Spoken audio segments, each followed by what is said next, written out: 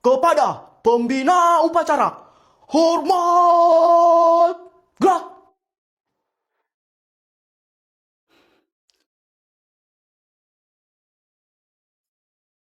Udah Pak, turunkanlah tangan Bapak, biar tegak gerak. Oh, oke oke. Tegak, gerak. Hormat, gerak. Tegak, gerak. Hormat, tegak, tegak, hormat, gerak, gerak, tegak. Serius lah Pak, ini lagi upacara loh Pak. Oh, iya iya Pak, maaf Pak. Istirahat di tempat, gerak. Sebelumnya, perkenalkan, nama saya Samsul. Saya adalah kepala sekolah yang baru di sini. Oke, langsung saja ya. Pidato saya ini singkat saja. Nggak perlu lama-lama. Buat apa berpidato lama-lama? Pidato itu hanya singkat saja. Biar kalian nggak bosan, nggak ngantuk, nggak tidur di barisan. Jadi ya, singkat saja. Cuman beberapa menit saja. Kalau kita itu mau jadi orang sukses, kita itu harus bekerja keras dan belajar yang giat. Tapi kalau kita cuma mau jadi orang kaya dengan cepat, kita cukup melihara tuyul 7 ekor. Atau kita jadi pejabat atau jadi DRP. Pasti kita akan lebih kaya karena bisa korupsi. Dulu saya ini adalah orang miskin. Orang paling miskin di kampung saya. Bapak saya hanya kuli bangunan yang gajinya cuma 200 juta. Bayangkan, 200 juta. Tapi saya tidak malu. Saya tidak putus asa. Saya bekerja keras sampai saya bisa jadi kepala sekolah di sini. Oke, sekianlah pidato singkat dari saya. Semoga pidato ini bisa mencerahkan pikiran kalian semua. Hei, udah siap. Lanjutlah, lanjut. Woi, udah siap, lanjutlah, lanjut. Tidur di tempat, gerak. Mak, malah tidur semuanya. Ketika aku mengangkat blumbol dengan berat yang gak sesuai dengan tenaga. Gak terkontrol gerakannya karena sangat berat. Dan tiba-tiba ada orang yang lihat lalu menceramahiku. Dan dia pun berkata begini.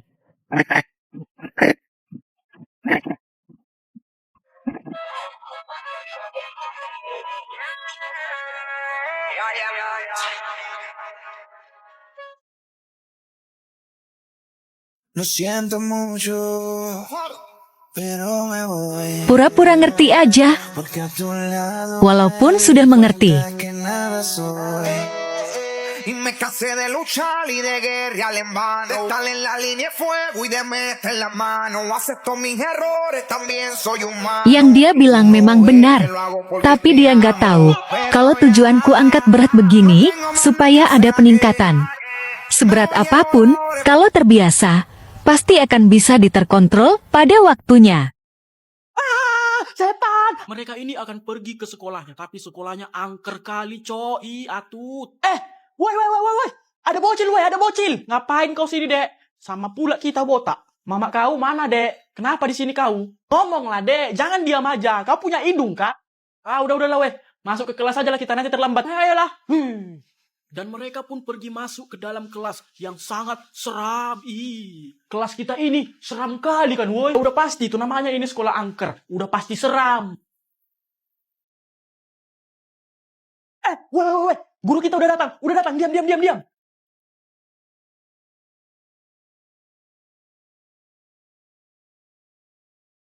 Pagi, Bu. Oh, pagi. Udah malam ini, Su. Oh iya. Malam, Bu.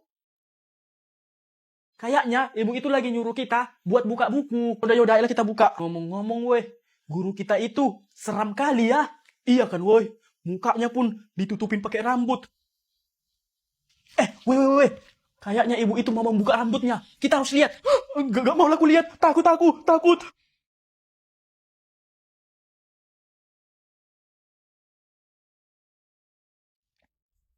Wah, setan. Aku atut. Kok ketawa kalian?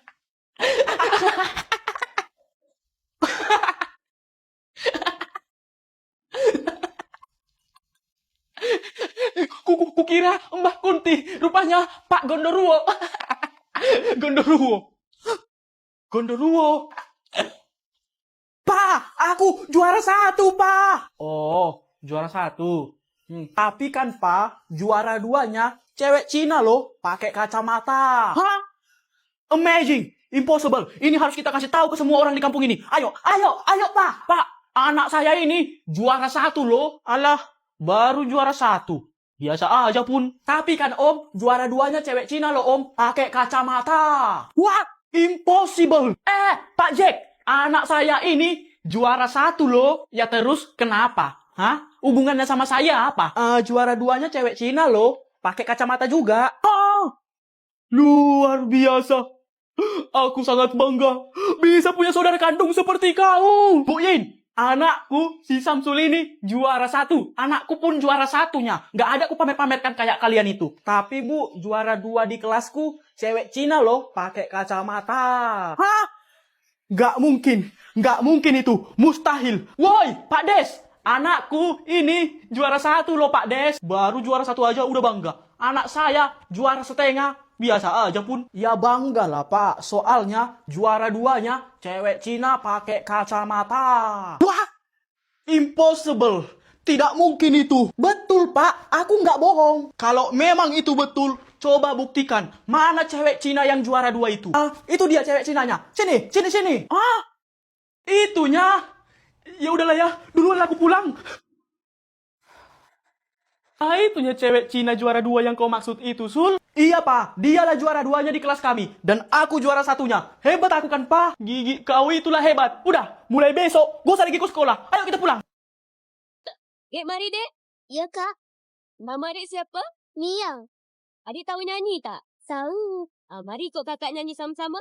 Anggok-anggok, geleng-geleng, tunduk-tunduk, ikut tunjuk. Anggok-anggok, geleng-geleng, tunduk-tunduk, ikut tunjuk. Iya, saya, kiri kanan, ikut saja. Iya, saya, kiri. Ketika mereka sedang berenang mengarungi samudra Atlantik, tiba-tiba si Samsul ngidam. Aku lagi ngidam lah. Ngidam apa kau, Sul? Aku ngidam ke rumahmu, Dik. Oh ya udah, ayolah langsung ke rumahku. Setelah mereka berenang beberapa abad, akhirnya mereka pun tiba di rumah si Dika. Wih, keren juga rumahmu ya, Dik. Masih kerenan rumahmu ya, Sul. Tapi aneh kali lah, masa ada rumah mewah nempel ke rumah yang biasa aja? Itu sengaja dibuat untuk menandakan tidak ada jarak antara rumah yang mewah dengan rumah yang biasa. Semua itu bisa bersatu tanpa ada kesenjangan sosial. Oh, mak. Bijak kali kau, Dik. Yaudah, ayo, masuk. Tapi dari mana masuknya, Dik? Rumahmu pun tak ada pintunya. Ya kita masuknya dari sana lah. Wah, goa bah. Karena nggak ada pintu, akhirnya pun mereka masuk ke rumah si Dika lewat goa. Agak lain memang. Dik, mau buang air besar aku, Dik. Di mana toiletmu, Dik? Itu, di sampingmu. Alamak, ini sungai sama air terjun. Kok bisa ada di dalam rumah, Dik? Ya itu sengaja dibikin supaya kalau kita buang air nggak perlu disiram lagi. Bodoh amat lah, udah nggak tahan lagi aku. Kalau banjir nanti sungai ini, cemana lah, Dik? Ya tinggal lari. Ya udah, sekarang kita ke lantai min 70. Kok min 70, Dik? Ya karena lantai min 70 itu dia ke bawah, nggak ke atas. Makanya min. Terus dari mana lewat ke lantai bawah, Dik? Nggak adanya lift di sini, ha? Ya dari situ. Alamak. Lebih parah dari rumahku, bah.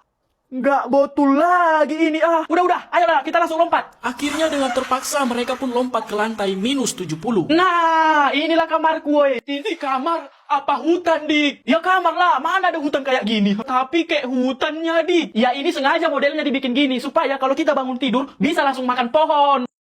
Ketika mereka lagi terbang menggitari Samudra Pasifik, tiba-tiba mereka... Sekali-sekali, ayolah kita ke rumahmu, Sul. Iya, Sul, kami penasaran kali loh. Kayak mana rumahmu? Boleh. Ya udah, ayo, gaskan.